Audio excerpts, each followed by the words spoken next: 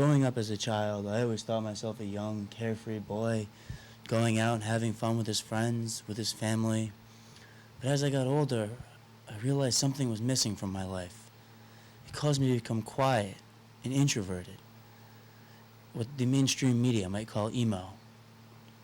But after many hours of contemplating and going through the motions of high school, I figured out what was missing in my life. Chemistry. Well, that's what we thought it was then. It later turned out to be the drug combination of Prozac and Adderall. But at the time, chemistry worked for me. I graduated high school, and in August 2006, I entered Gettysburg College with one thing on my mind: receiving a Bachelor of Science degree in chemistry. 4 years, 15 classes, 1 summer of research, over 550 hours of lab, and countless hours of homework, I have succeeded. Well, sort of. For 4 years, I was constantly stressed out, overworked, overtired, just downright miserable. Countless times I thought about switching majors and wondered, what was the point of all this? Weren't there better things I could be doing with my time, like taking film classes or hanging out with friends? Which led me to the overall question, why do chemistry majors become chemistry majors? There's sulfur, californium, and fermium, berkelium, and also mendelevium, einsteinium, nobelium, and argon, krypton, neon, radon, xenon, zinc, and rhodium, and chlorine, carbon, cobalt, copper, tungsten, tin, and sodium. These are the only ones of which the news has come to Harvard. And there may be many others, but they haven't been discovered.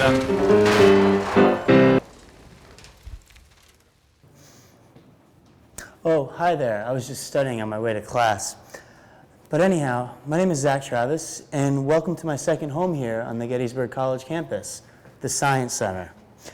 Over the past 4 years here, I have found this wonderful building to be my home. I've had courses here, I've taken labs here, had a lot of fun in this building.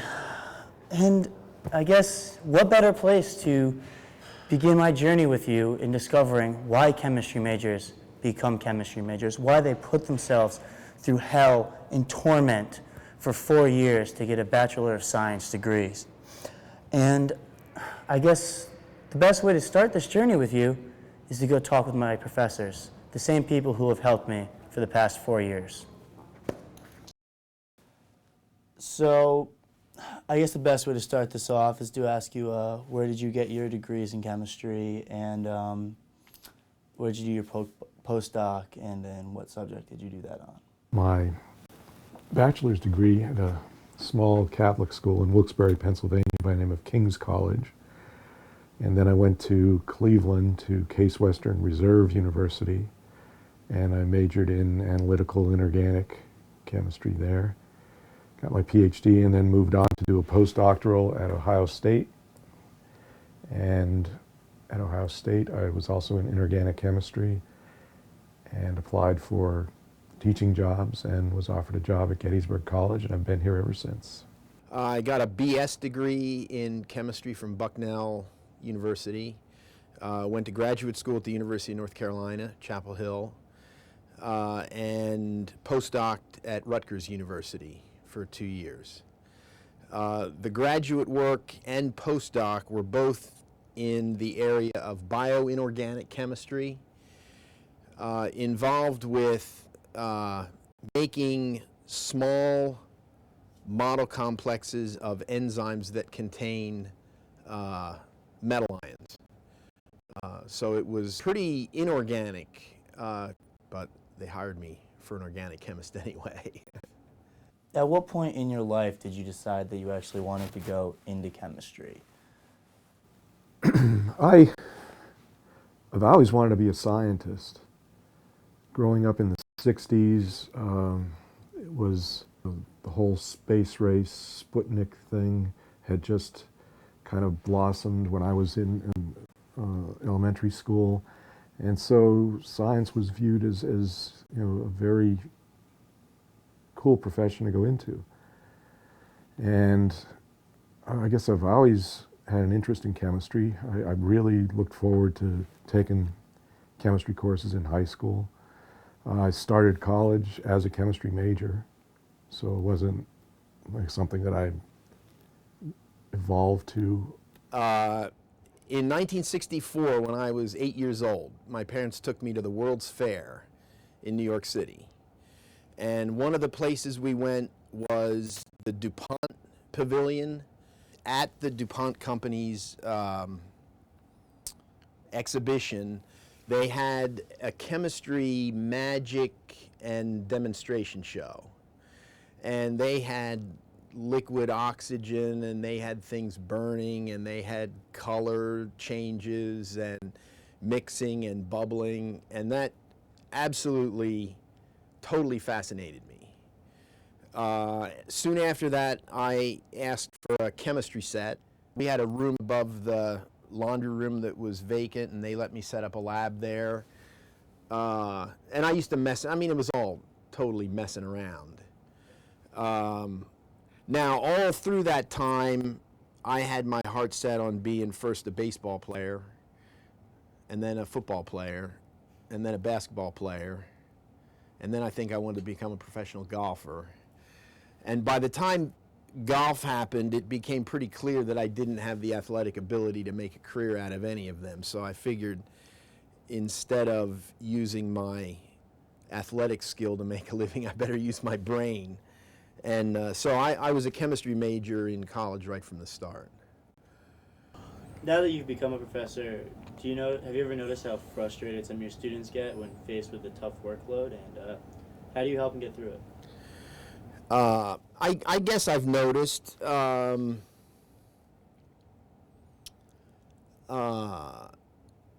think that one of our roles is probably to push students to try to do things that they don't think they themselves can do. And yeah, I had mentors that did that when I was a student. And I think you and many students who are struggling through this time will look back on those struggles in 10 or 15 years and probably appreciate the fact that you were pushed. I think everyone in the chemistry department has pretty much an open door policy. We don't have office hours, which sounds terrible, but that's because we're always here and our door is always open and you can just wander in whenever you want and ask questions. I think not many students take full advantage of that, and they should. I mean, everybody has a bad day when you're thinking, okay, I don't know if I could do this, but I think that the thing that I really like about chemistry is it's a challenging topic. It's involves a lot of puzzle solving. It involves a lot of practical knowledge in addition to theoretical knowledge. It's I think a very rewarding pursuit.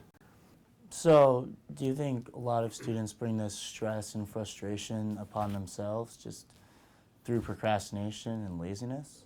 I think procrastination is a big problem. Some people tend to write lab reports at the very last minute, no matter how many times I advise them to try to collect their data, run their spectra, and then immediately start thinking about what they've got and start writing up some of their report while it's still fresh in their minds.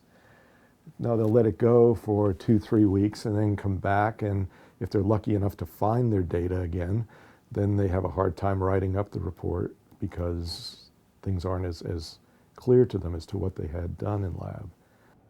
I certainly don't think procrastination is only a trait that students have. I have a pretty good measure of that myself. If we created a chemistry program that was easier, I think students would still figure out a way to procrastinate and make that level of work seem difficult. So I think